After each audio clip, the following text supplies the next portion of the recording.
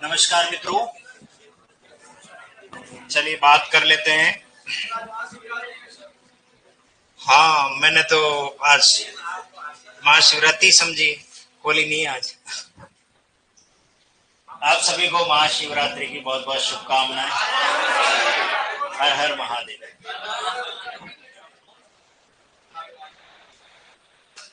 ये सज्जन कौन हुए भैया, थोड़ा हमारी तरफ भी ध्यान रखो।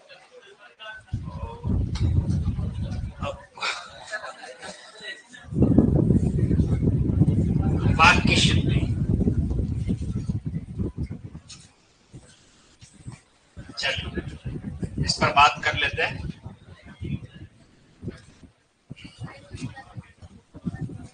देखिए, वाक्य शुद्धि से संबंधित, अच्छा ये शब्द शुद्ध करवाने कल जो लिए, पहले चलो लाओ, ये कोई कॉपी दे दो मुझे। क्या शब्द दिए थे?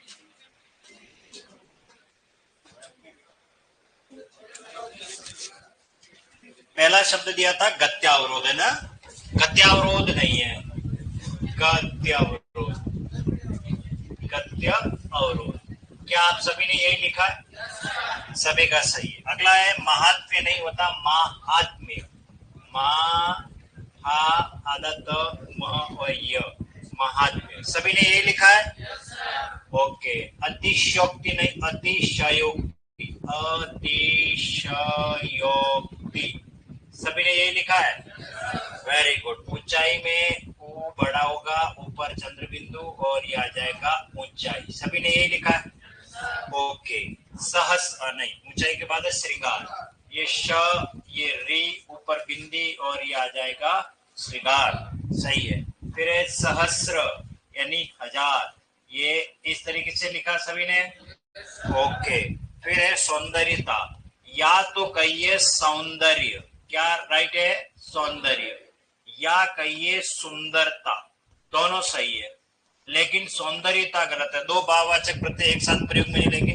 अगला शब्द है बुद्धिमती, तो ये त के नीचे हलन, ये मानक और स्टैंडर्ड है, और ऐसे लिखना है बुद्धिमती। और किसी ने ऐसे भी लिख दिया तो चलिए मान लेते हैं उसने सही लिखा है, पर वो ज्यादा सही नहीं है, ठीक है। अनधिकार, अनाधिकार, ये आ जाएगा अनधिकार, अनधिकार, इस तरीके से आएगा अनधिकार। फिर है श्मशान, श्मशान, इस तरीके से आएगा, शमशान नहीं होगा। अगर अधीन कोई शब्द नहीं होता, अधीन, क्या होगा? अधीन। फिर है पक्षीगण, ये पक्षी मात्रा छोटी हो जाएगी, पक्षी प्लस गण से बनता है पक्षीगण। फिर है द्वारका, ये है मानक और स्टैंडर्ड, द्वारका, और ये नहीं मिले तो ये भी राइट कर लेना, ठीक है, दोनों सही है उसे। अगला है तत्वावधान, ये त, फिर ये त, फिर ये त, तत्वावधान, ऐसे आएगा ये तत्वावधान। ये तत् प्लस त्व प्लस अवधान, इस तरीके से बनाइए, ठीक है। अगला है शुश्रूषा, इसमें ये छोटा हुआ आएगा, ये बड़ा होगी, बड़े की मात्रा, और शुश्रूषा, और कैलाश, दो ऊपर मात्रा, और कैलाश, ये चेंज कर देना।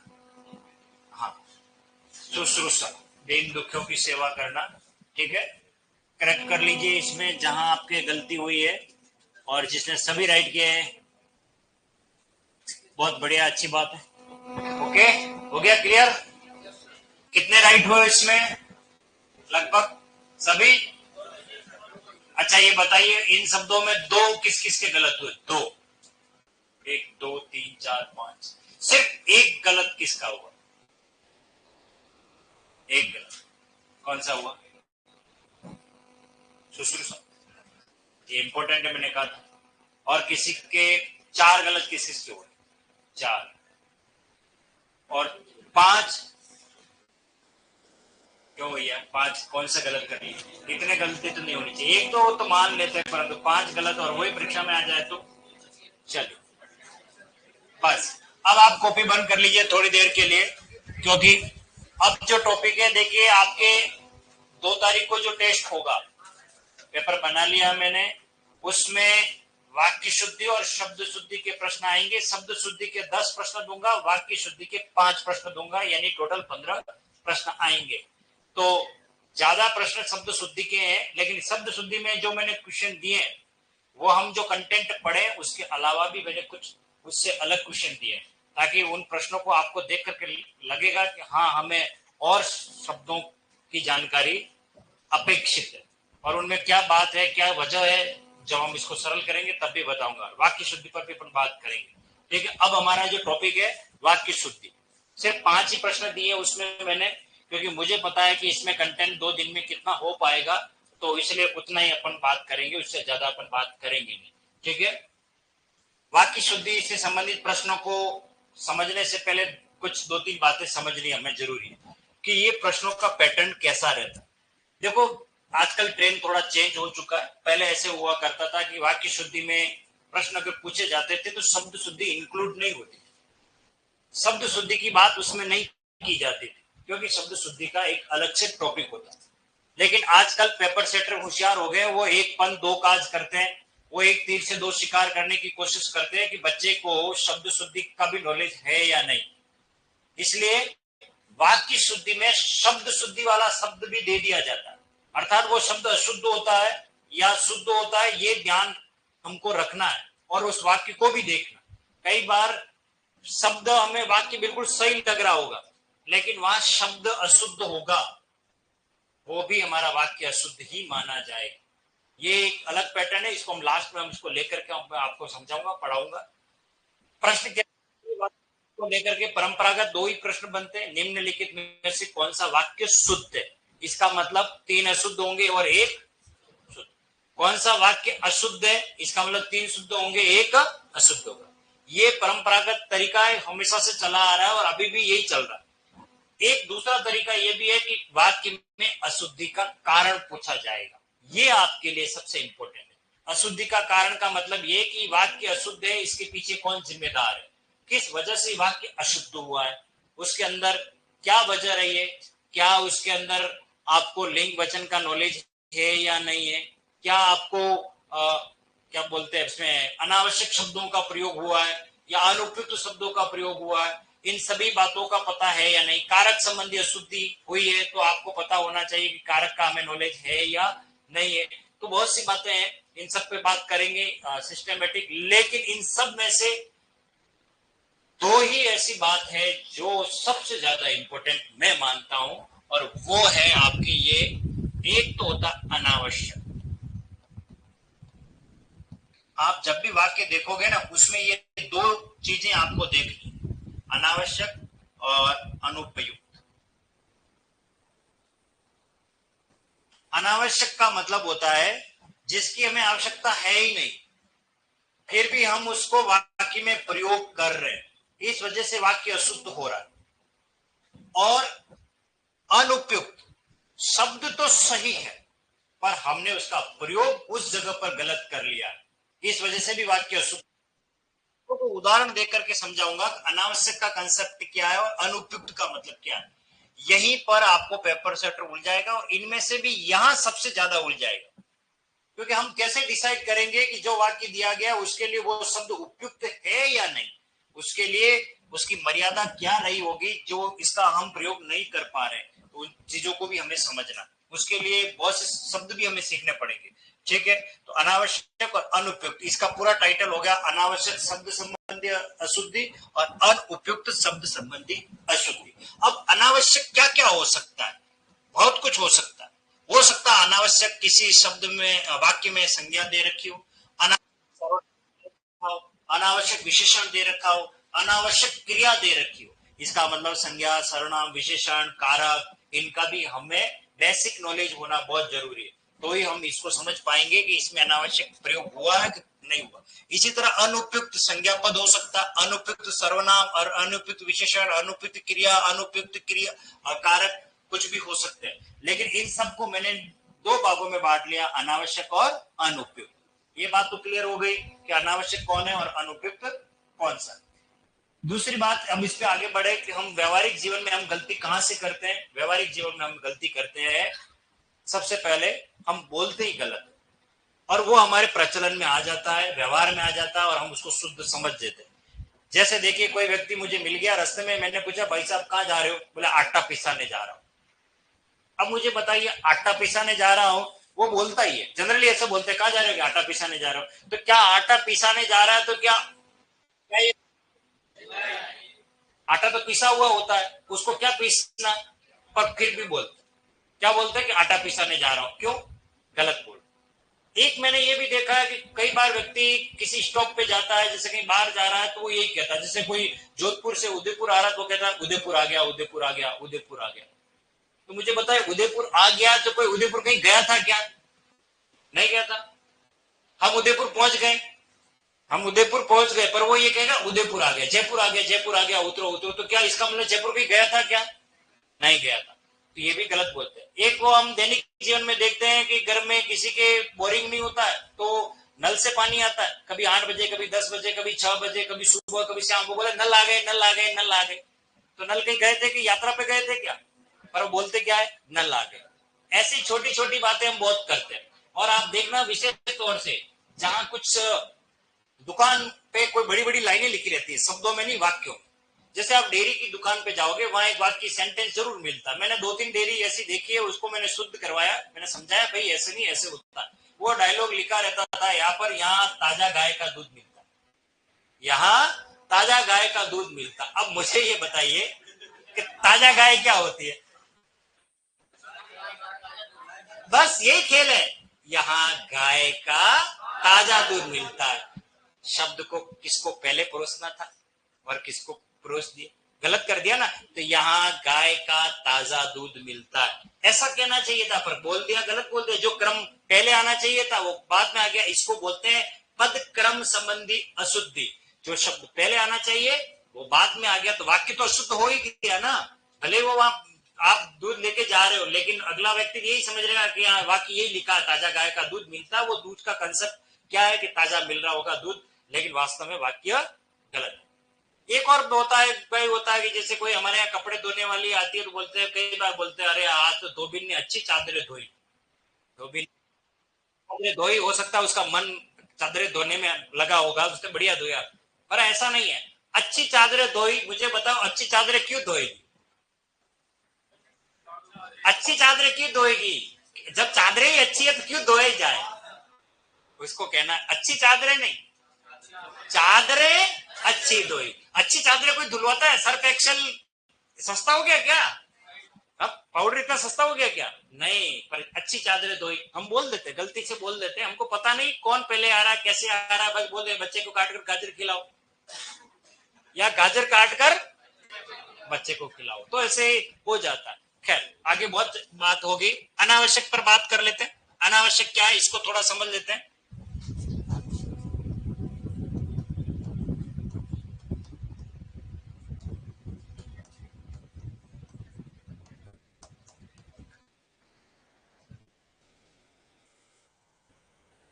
चलिए, इस वाक्य को देखिए, मेरे पास केवल मात्र एक पेन है। यूं वाक्य हमको बहुत अच्छा लग रहा है, सही लग रहा है, लेकिन आप देखिए क्या शब्द लिखा है? केवल। और कौन आ रहा है? जो अर्थ केवल देता है वही अर्थ मात्र भी देता है। इसलिए या तो केवल का प्रयोग करना चाहिए या मात्र का करना चाहिए। जो पहले आता है उसे बनाए रखना चाहिए वैसे, और जो बाद में आता है उसे हटा देना चाहिए। तो मेरे पास केवल एक, या मेरे पास मात्र एक पेन। आई बात समझ में? ये अनावश्यक पद संबंधी अशुद्धि है, यानी कि एक ही प्रकार के अर्थ देने वाले शब्दों का हम अनावश्यक प्रयोग कर लेते हैं, जिसकी वजह से वाक्य क्या हो जाता है? अशुद्ध हो जाता है। अब दूसरी बात करें, अनुपयुक्त। अनुपयुक्त का मतलब जो शब्द तो सही है पर उसका प्रयोग गलत कर दिया। जैसे देखिए, कृष्ण ने कंस की हत्या की थी, हत्या की थी। कृष्ण ने कंस की हत्या की थी। अब यहां देखिए, यूं वाक्य ठीक लग रहा होगा, कंस ने कृष्ण ने कंस की हत्या की है, परंतु यहां जो ये शब्द है ना हत्या,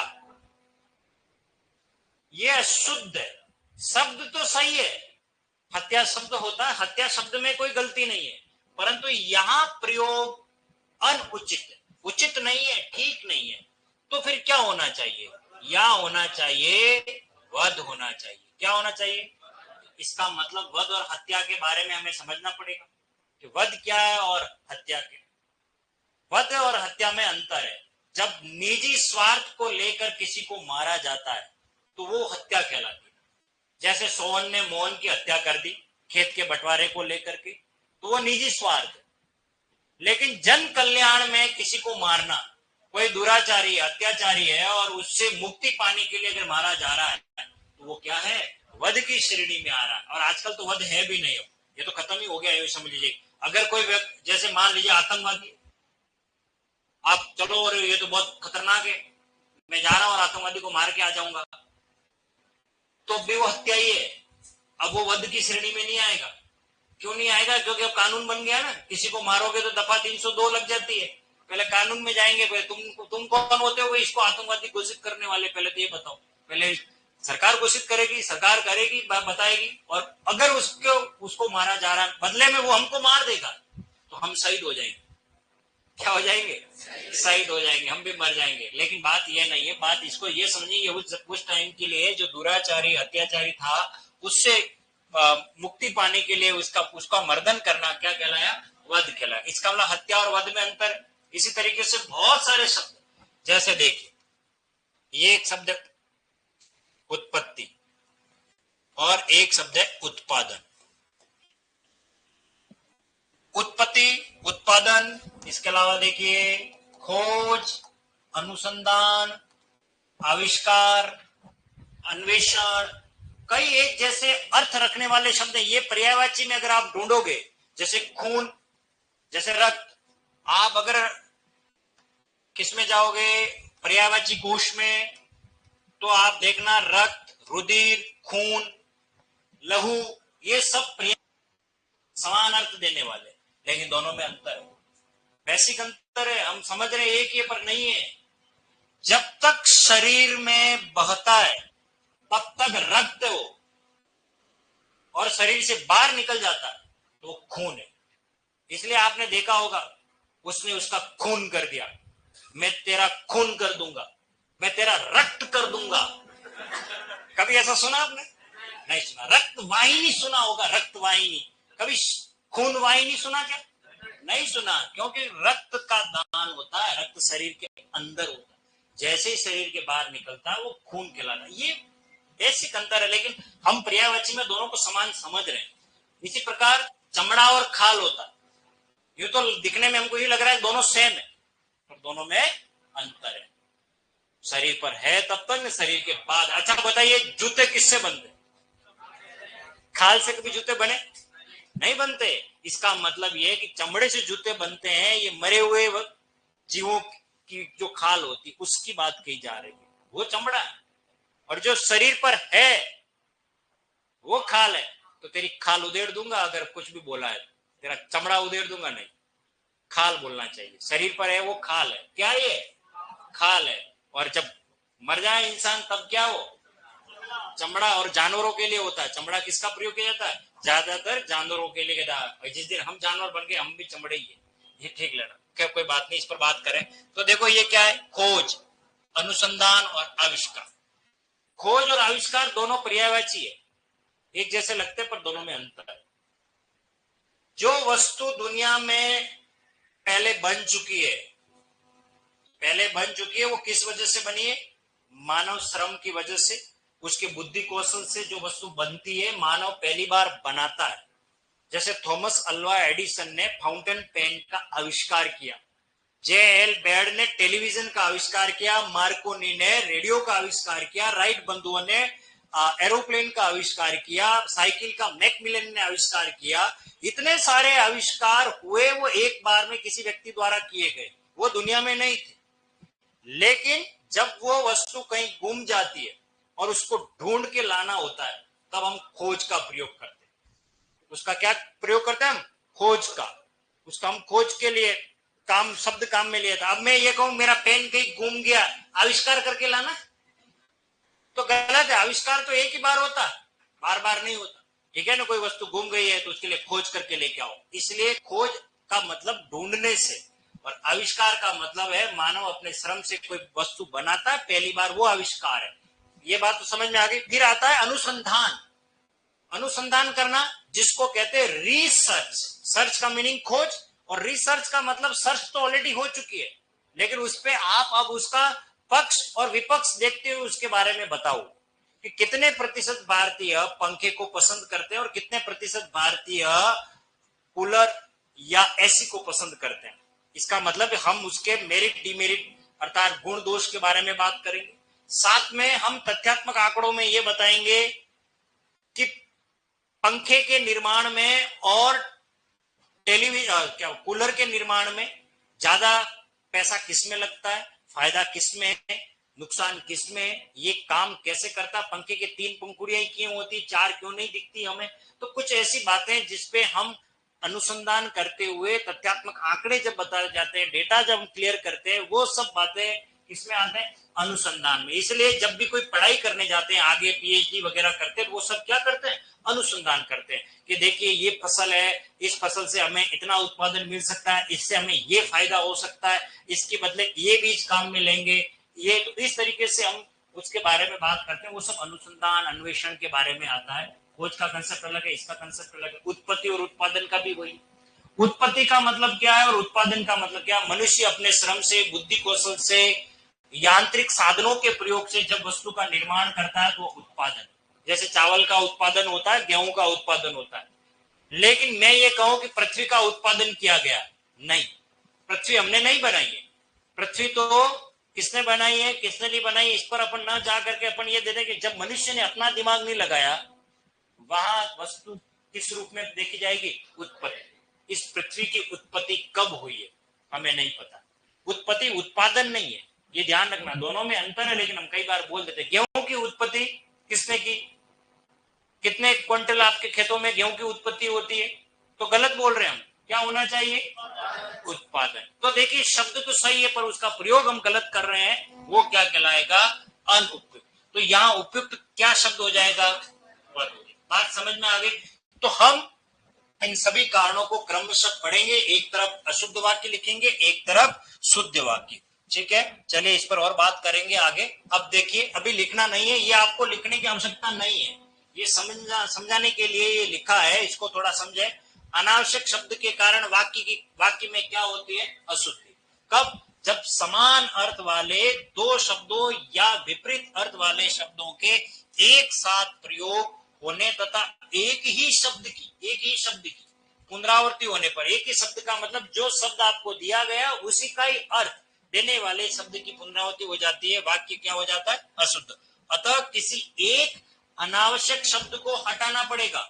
जैसे मैंने क्या लिखा है, मेरे पास केवल मात्र, तो मैंने मात्र को हटा दिया, किसी को भी हटा सकते हो, कोई जरूरी नहीं है, दोनों सही है, वाक्य शुद्ध बनाया जा सकता है। इसमें दोनों शब्दों में से किसी एक शब्द को हटाना होता, अतः दोनों रूपों में वाक्य सही हो सकता। कोई ये कहे कि मेरे पास केवल एक पेन है, और वो ये ना कहे मेरे पास मात्र एक पेन है, दोनों ही स्थितियों में वाक्य सही है, लेकिन पहले वाले को बरकरार रखते, दूसरे वाले को हम क्या कर देते, हटा देते। तो ये वाक्य अशुद्धि के कारणों में से पहला कारण कौन सा है, अनावश्यक। अब अनावश्यक से संबंधित है तो इस पर बात करें। देखो ये सारे कार्य आपको ही करने हैं, आपको मैं काम दूंगा, आपको किस शैली से इसको सरल करना है ये भी आपको समझना। चलिए, एक तरफ अशुद्ध वाक्य है, एक तरफ शुद्ध वाक्य है। जब आप अपनी कॉपी में लिखोगे तो इस शैली से नहीं लिखोगे। आपको लिखने का तरीका ये होगा, आप जब लिखो तो पहले वाक्य अशुद्ध लिखना, उसके बाद एक खाली लाइन छोड़ देना उसको उत्तर लिखने के लिए। इसके सामने मत लिखना, मैं बता रहा हूं क्योंकि उसके पीछे आपको बाद में बताऊंगा ऐसा क्यों करवाया मैंने, ठीक है। ऐसे मत लिखना आप इस तरीके से, ठीक है। चलिए, ये कुछ वाक्य मैंने दे रखे, आप लिखने नहीं है, समझे इसको। अब इसको कैसे सरल करना है, पहला काम क्या करना है वो बता रहा हूं, फिर उसके बाद दूसरा काम आपको बाद में दूंगा। पहला काम तो जब भी परीक्षा में वाक्य मिलता है, हमें वाक्य में अशुद्धि का कारण ढूंढते हुए कहां अशुद्धि है इसको जस्टिफाई करना है, उसको चेक करना है कि यहाँ अशुद्धि हुई है। तो देखिए, मैं प्रातः काल के समय पढ़ता हूं, तो देखिए अंडरलाइन करें, एक तो काल और एक समय। हमने 99% तो इसको समझ लिया है कि यहाँ गलती ये है और हमने इसको करेक्ट भी कर लिया, अपने आप करेक्ट हो गया ये, क्योंकि अशुद्धि को ढूंढना भी एक कला है। देखिए काल का और समय का दोनों का अर्थ क्या है, सेम है, तो इसलिए ये वाक्य हो जाएगा मैं प्रातः काल पढ़ता हूं।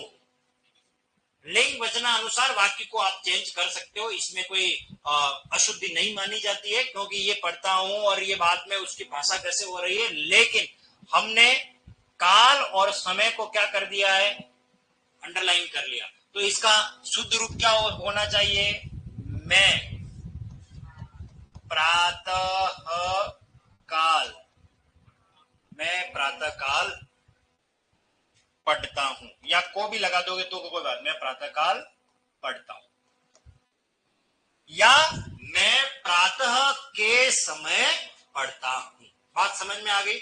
इस तरीके से ये आपको कितने वाक्य दे रखे हैं, 10। इन वाक्यों को आपको कॉपी में लिखना है, पेन हो तो न पेंसिल हो तो भी, आपको सिर्फ अंडरलाइन करना। मैं आपकी कॉपी में सिर्फ अंडरलाइन देखूंगा, अनावश्यक कौन कौन से आपने जस्टिफाई किए पहचान कर लिया आप। चलिए करिए, इन वाक्यों को लिखिए एक बार।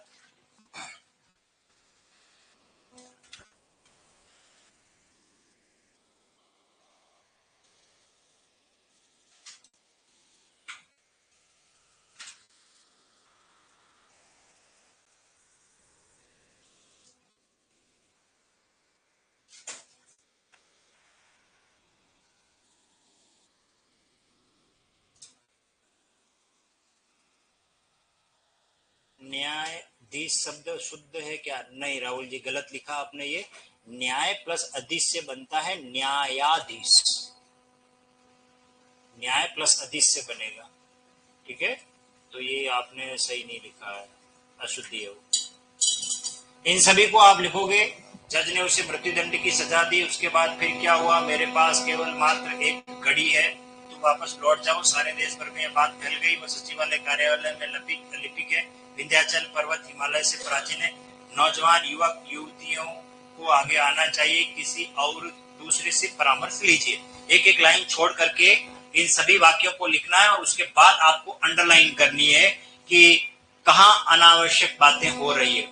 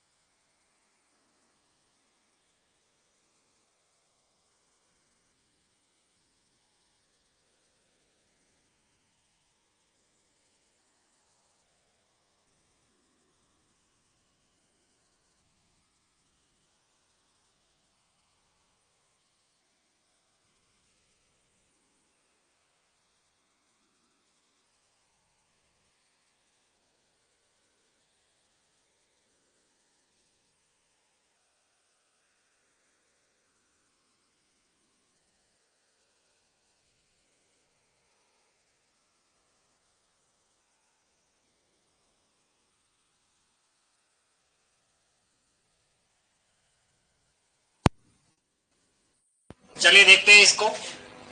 सबसे पहले आप लोगों ने जो श्रुतियां ढूंढी है वो मैंने चेक की है, और अब मैं चेक ये कर रहा हूँ, इसको सही कर रहा हूँ, आप चेक करें इसमें कहाँ गड़बड़ी हुई है। चलिए, जज ने उसे मृत्यु दंड, देखो एक तो है दंड और एक है सजा। दंड देना और सजा देना दोनों एक ही है, तो एक जैसे शब्द आ गए। ठीक, इसके बाद देखो बाद और फिर, आप लोगों ने भी यही अंडरलाइन किया, शाबाश। मेरे पास केवल मात्र, सभी ने यही किया है, ओके सही है। तुम वापस लौट, ये दोनों एक ही अर्थ, वापस आना लौट आना। ये वाक्य थोड़ा आप लोगों ने गलती की है, बहुत सारों ने, ठीक है। सारे देश भर में यह बात फैल गई। देखिए एक शब्द आ रहा है सारे और एक आ रहा है भर, आपको पढ़ाया मैंने उपसर्ग में, ठीक है। तो ये भर और सारे दोनों एक ही अर्थ है, ठीक है, दोनों का मीनिंग एक ही है। देश भर कहो या सारे देश, एक ही बात है, तो दोनों का मीनिंग सेम है। वह सचिवालय कार्यालय, जो सचिवालय है होता है वो कार्यालय ही होता है, कोई हॉस्पिटल नहीं है वहां, ठीक है ना, ऐसी बात नहीं हो रही है। तो कार्यालय और लिपिक कार्यालय में बैठते हैं, तो ये अनावश्यक है। ये वाक्य विंध्याचल पर्वत हिमालय से प्राचीन है, ये वाक्य बिल्कुल सही है, ऐसा आपको लग रहा है पर ऐसा नहीं है, इसमें भी गड़बड़ी है। और इसमें गड़बड़ी बड़ी माइनर ऐसी है जहां हम थोड़ा सोच नहीं पा रहे, हमको लग रहा है ये वाक्य सही है। इस पर मैं आऊंगा, शब्द शुद्धि मतलब करूंगा क्रम से, उस समय इस पर हम गहराई से बात करेंगे। नौजवान युवक युवतियों को आगे आना चाहिए। देखिए नौजवान है वही युवक युवतियां है, युवक युवतियों को ही नौजवान कहते हैं, बुड्ढों को नहीं कहते, तो यहाँ गड़बड़ी है। किसी और दूसरे से परामर्श नहीं, और एक बात है और दूसरा, दोनों एक ही मतलब है। तो देखिए अब आ जाइए इसके शुद्धिकरण पर, तो लिखिए शुद्ध वाक्य लिख लीजिए। जज ने उसे मृत्यु दंड दिया, जज ने उसे मृत्यु दंड दिया, जज ने उसे मृत्यु दंड दिया, ओके। अगर ये नहीं मिले तो जज ने उसे मृत्यु की सजा दी, ऐसा भी राइट है अगर आप ऐसा लिखते। इसके बाद फिर क्या हुआ, तो या तो कहना चाहिए इसके बाद क्या हुआ, ऐसा ही लिखना, तो लिख लीजिए इसके बाद क्या हुआ, इसके बाद क्या हुआ।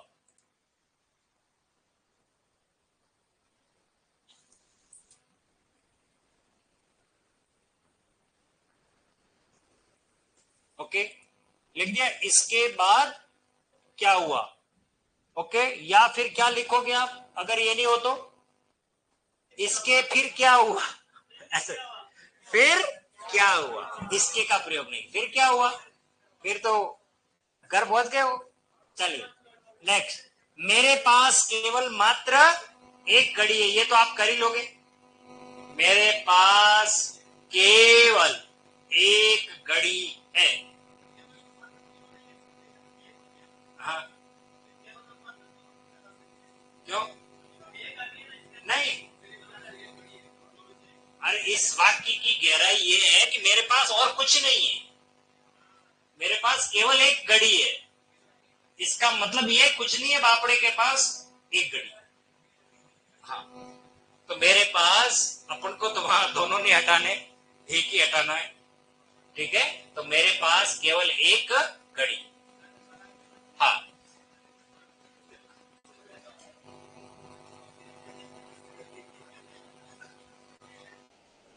Okay okay. तुम वापस लौट जाओ, इसको दो तरीके से कर सकते, तुम वापस जाओ या तुम लौट जाओ।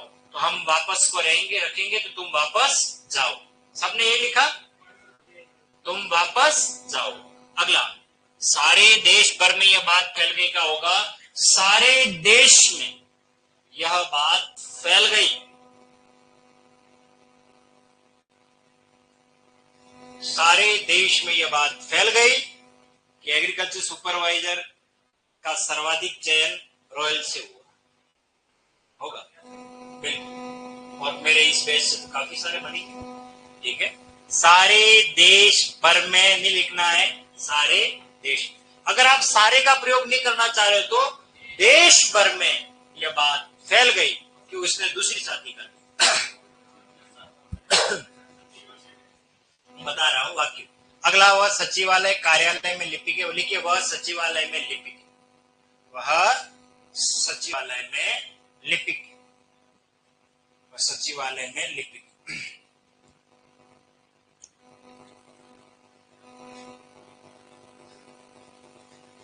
चलिए अब बात कर लेते हैं यहां पर, जहां विंध्य है और ये अचल है। देखिए, इसको समझिए कहां गड़बड़ी हुई है। विंध्य जैसे हिमालय है वैसे विंध्य है। अचल का अर्थ होता है जो चल ना सके, और चल ना सके उसके लिए आता है पर्वत। पर्वत का पर्यायवाची है अचल। इसका मतलब ये विंध्य और अ मिलके क्या बना रहा है, आ। विंध्याचल का अर्थ होता है विंध्य पर्वत। विंध्याचल का मतलब होता है विंध्य पर्वत। ये इसका मीनिंग है कि विंध्य पर्वत, पर्वत हिमालय से प्राचीन है, इसलिए ये पर्वत अनावश्यक है। तो इसका सही आंसर होगा विंध्याचल हिमालय से प्राचीन। सबको पता है कि विंध्याचल पर्वत है, कोई अमिताभ बच्चन नहीं है, इसलिए ये अंडरस्टूड बात है। आप सबको पता है विंध्याचल एक पर्वत है, ठीक है ना, और हिमालय भी पर्वत है, तो उसके लिए बात कही जा रही है। तो पर्वत लाने की आवश्यकता नहीं है, तो इसका होगा विंध्याचल हिमालय से प्राचीन है, या फिर विंध्य पर्वत हिमालय से प्राचीन, ऐसा है। नौजवान युवक युवतियों को आगे आना चाहिए, तो लिखिए नौजवानों को आगे आना चाहिए। नौजवानों को आगे आना चाहिए या फिर युवक युवतियों को आगे आना चाहिए। नौजवानों को।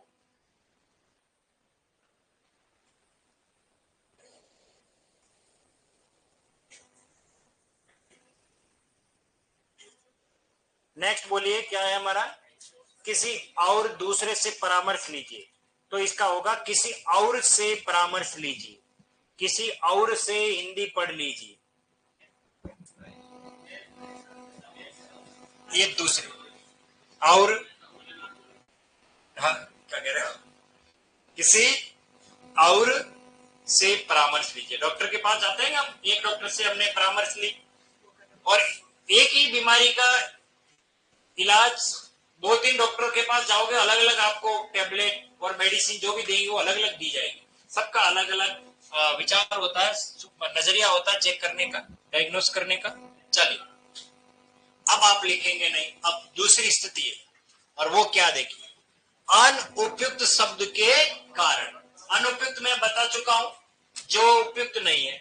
अनुपयुक्त शब्द प्रयुक्त हो जाने से अशुद्ध हो जाता है, अतः अनुपयुक्त शब्द को हटाकर उस स्थान पर उपयुक्त शब्द का प्रयोग करना चाहिए।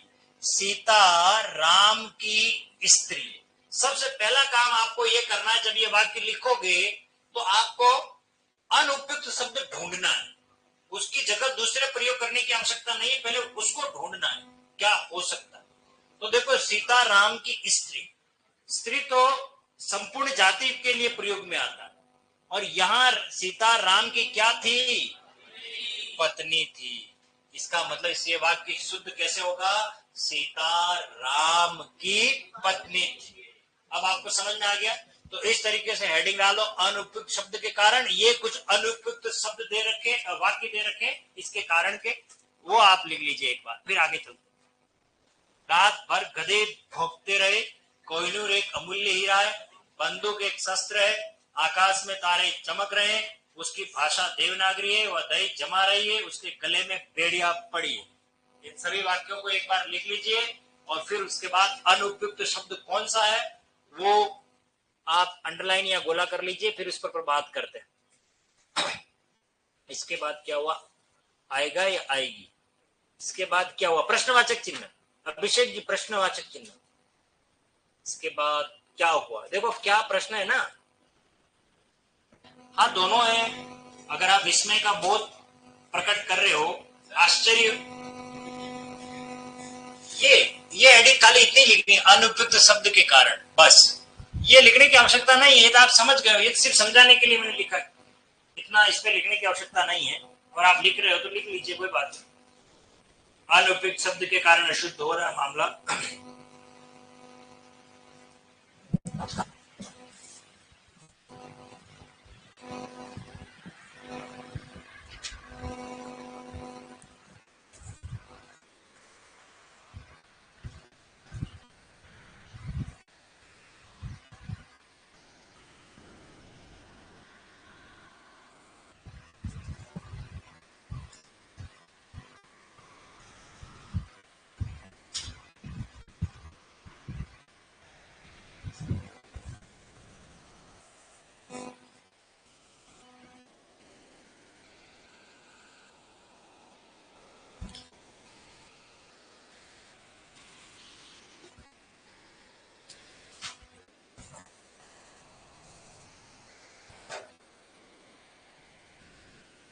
लिख लिया?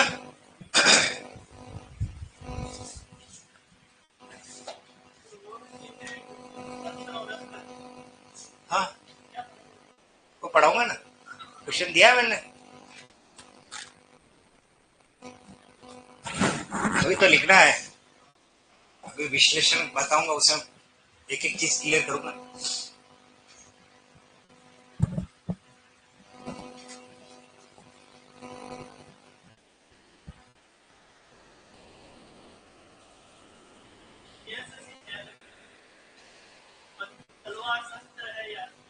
शस्त्र,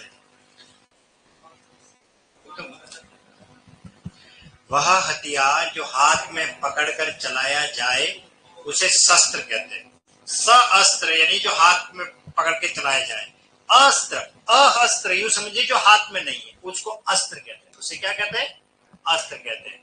ठीक है, तो तलवार हाथों में पकड़ के चलाते हैं हम, तो तलवार एक शस्त्र है, ये ध्यान। अब इस वाक्य, पटाखा हथियार थोड़ी है, पटाखा कब से हथियार होने लगे?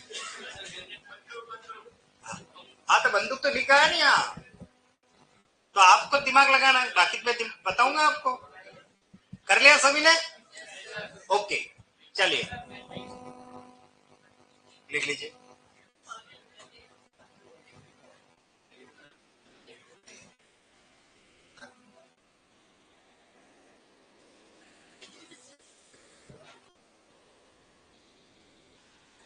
ओके, चलिए देखो मैं सोल्व कर रहा हूं। हाँ, रात भर गधे, अब पहली बात तो ये है, आप इसको दोनों तरफ से सही कर सकते हो। कैसे? देखिए कि रात भर गधे भौंकते रहे। पहली बात तो ये बताओ, भौंकना, भौंकने का काम कौन करता है? कुत्ते करते हैं। इसका मतलब ये, अगर आपको भौंकने शब्द रखना है तो किसको चेंज करना पड़ेगा? गधे को। और आप सोच रहे हो नहीं सर मुझे गधा चाहिए, तो किसको चेंज करना पड़ेगा? इसका मतलब फिर गधा क्या करता है ये हमें पता होना चाहिए। गधा रेखता है, टेचू टेचू करता है ना, वो रेखता कहलाता है। ठीक है ना, तो रात भर गधे रेखते रहे। लेकिन एक सामान्य सी प्रकृति है कि गधे रात भर बहुत रेयर केस में बोलते हैं, सबसे ज्यादा कौन बोलते हैं? कुत्ते। इसलिए सही आंसर होगा रात भर कुत्ते भौंकते रहे। रात भर कुत्ते भौंकते रहे, या फिर रात भर गधे रेंकते रहे। ये ध्यान रखना। एक व्यक्ति था, वो दौड़ा दौड़ा जा रहा था, हाँफता हुआ ऐसे। मैंने पूछा भाई कहाँ जा रहे हो, कहाँ जा रहे हो, कहाँ जा रहे हो? मैं कहीं काम से आ रहा था। तो बोले कि मेरे घर चोरी हो गई, मेरे घर चोरी हो गई, रपट लिखाने जा रहा हूँ। क्या कहा उसने? रपट लिखाने। मैंने कहा तू तो अंगूठा छाप पे अनपढ़ है, तेरे को वहां रपट FIR कैसे लिखवाई जाएगी? तेरे को कुछ तो पता ही नहीं, चोरी हो गई बस, तेरे को तो इतना ही पता है, तो क्या कहेगा, कैसे वहां रपट लिखवाएगा? मैंने कहा ढप जा थोड़ी देर, तेरे को रपट लिखवाता हूं मैं, ऐसे ऐसे बोल देना। तो बोले वहां जाना, बोलना चांदनी रात थी। क्या लिखना है? चांदनी रात थी, कुत्ते भौंक रहे थे, चोर आए, दीवार तोड़कर संदूक लेकर भाग गए। बस इतना ही बोलना है। वो गया बेचारा, लेकिन भूल गया आपातापी में, इतनी टेंशन के मारे। तो वो बोले कि क्या हुआ? बोले चोरी हो गई। तो बताओ, रिपोर्ट लिखाओ। तो रिपोर्ट लिखता है कि चांदनी रात थी, तारे भौंक रहे थे, कुत्ते चमक रहे थे, चोर आए, संदूक तोड़कर दीवार लेके भाग गए। तो रात भर गधे भौंकते नहीं है, रात भर कुत्ते भौंकते। ये ध्यान। कोहिनूर एक अमूल्य। अब देखिए यहां पर अमूल्य। अब इसका मतलब समझिए, अमूल्य का मीनिंग होता है जिसका मोल, जिसका मूल्य आका न जा सके। दुनिया की कोई भी ताकत दौलत उसके सामने फीकी है। उसका वो पैसे में, धन में, दौलत में, हीरे जवाहरात किसी में भी तोला न जा सकता हो, वो अमूल्य कहलाता है। उसका मोल नहीं है। जैसे एक माँ का अपने बेटे के प्रति जो वात्सल्य प्रेम है, उसका कोई मोल नहीं। एक शिक्षक का अपने शिष्य के प्रति जो समर्पण भाव है, उसका कोई मोल नहीं। उसकी कोई कीमत नहीं आकी जा सकती कि भाई गुरु दक्षिणा में अंगूठा दे दो, नहीं, कोई कीमत नहीं है। उसकी कीमत इतनी है कि आप सांसारिक वस्तु से उसकी तुलना नहीं कर सकते। लेकिन कोहिनूर एक हीरा है, एक वस्तु है, उसकी कीमत है, लेकिन वो अमूल्य नहीं हो सकता, वो बहुमूल्य हो सकता है। बहुमूल्य, बेशकीमती जिसको कहते हैं, जिसकी कीमत तो है लेकिन बहुत ज्यादा है। तो हमारे लिए दो शब्द हो गए, अमूल्य और बहुमूल्य। अमूल्य का मीनिंग जिसका मोल आका न जा सके, बहुमूल्य का मतलब जिसकी कीमत तो है पर बहुत ज्यादा। अब इसको थोड़ा एक्सप्लेन करके समझा देता हूं। एक पेन दे दो मुझे, कोई सा भी दे दो, चलो। हाँ, ये पेन है, आप इसकी क्या कीमत समझते हो? 5 रुपए होंगे, 10 रुपए। अगर इसमें हीरे मोती थोड़े जड़ करके दे देंगे तो इस कीमत की वैल्यू बढ़ेगी ना, क्योंकि हीरे से बना हुआ है, सोने की इसकी परत चढ़ी हुई है, तो उसकी कीमत थोड़ी ज्यादा हो जाएगी। फिर भी इसका मूल्य तो है। लेकिन अगर कल्पना करिए, जब मैंने आरपीएससी का एग्जाम दिया और यही पेन में लेके गया, यही इसी से मैंने गोले किए और मेरा सिलेक्शन हो गया, और ये पेन मैं किसी को गिफ्ट में दे रहा हूं, भाई ये लीजिए पेन, तो उसके लिए इस पेन की क्या कीमत होगी?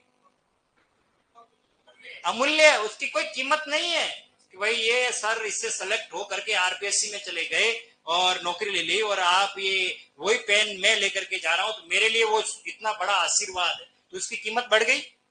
और क्या उसको आंक सकते हो आप, ले सकते हो क्या? नहीं। मतलब कुल मिलाकर के जिसका मूल्य आका न जा सके, उसके लिए अमूल्य का प्रयोग किया जाता है, ये ध्यान रखना। तो हमें समझना है कब, तो कोहिनूर तो है, एक हीरा है बिल्कुल वो, लेकिन उसका मूल्य अमूल्य नहीं है, वो बहुमूल्य।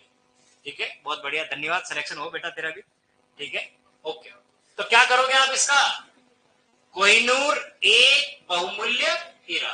नेक्स्ट, अगला, ये सबसे मोस्ट इंपोर्टेंट, शस्त्र और अस्त्र में अंतर समझ लीजिए। वह हथियार जो हाथ में पकड़ के चलाया जाए वो शस्त्र है, फेंक कर चलाया जाए वो अस्त्र है, बस यही है। अब आप ये सोच रहे होंगे, सर बंदूक तो हाथ में होती है, बंदूक तो हाथ में होती है, फिर तो ये वाक्य सही है, वो तो शस्त्र है। पर ऐसा नहीं है। अच्छा, तलवार हाथ में होती है तो तलवार से हम मारते हैं, तो बंदूक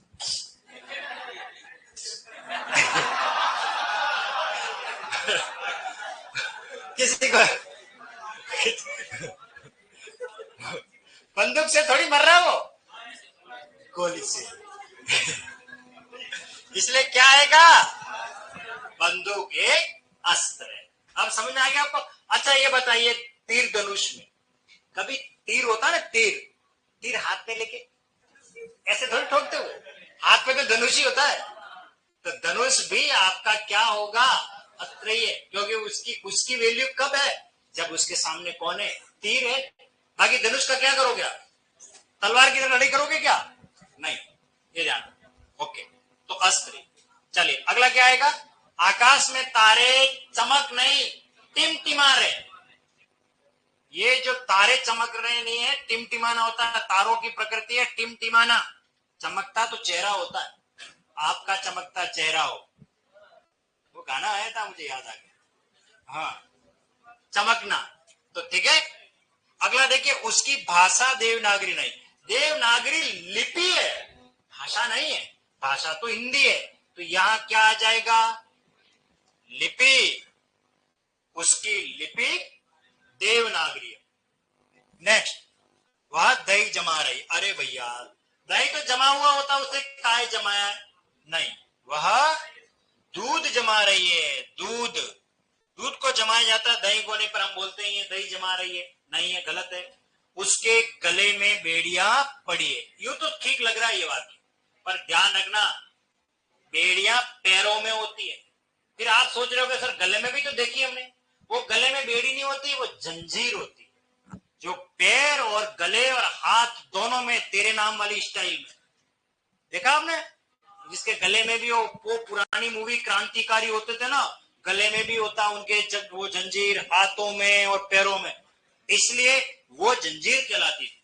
और जो खाली पैरों में बांधी जाए देवसेना, वो पैरों में होते हैं, हाथ में लकड़ी लेके वो डालती रहती है, तो उसके हाथ तो खुले हैं, ठीक है ना, लेकिन पैरों में बंदी है, तो वो बंधन है जो बेड़िया है, तो गले में नहीं होती, पैरों में होती है। तो देखिए उसके पैरों में बेड़िया पड़ी, उसके, हाँ बंधन तो पैरों में ही होता है, ये ध्यान रखना, पैरों में बंधन है, पायल ने मचाया शोर, सब दरवाजे कर लो बंद, देखो आए आए चोर, वो बंधन है, पैरों में बंधन है, हाथों में बंधन नहीं है। हाँ बेटा, अब इस पे ज्यादा गहराई से क्या जाए आप, तलवार हाथों में पकड़ के चलाई जाती है, वो शस्त्र है, बात समझ में आ गई, जो हथियार फेंक के चलाया जाए जिससे मरता है। अच्छा बंदूक तो हाथ में होती है, क्या बंदूक हाथ में लेके चलाते हो, तो फिर बंदूक तो हाथ में रहती है, लेकिन वो मरता व्यक्ति किससे, गोली से, और बंदूक का महत्व तो कब तक है, जब तक उसमें गोली है, गोली नहीं है वो बंदूक कोई काम की नहीं, आगे समझ में, तो फिर वो गोली से मरता तो गोली हाथ में लेके थोड़ी जाओगे, गोली ऐसे हाथ में थोड़ी लेके जाएंगे, गोली तो हवा में चली गई, तो वो क्या है, गदा शस्त्र,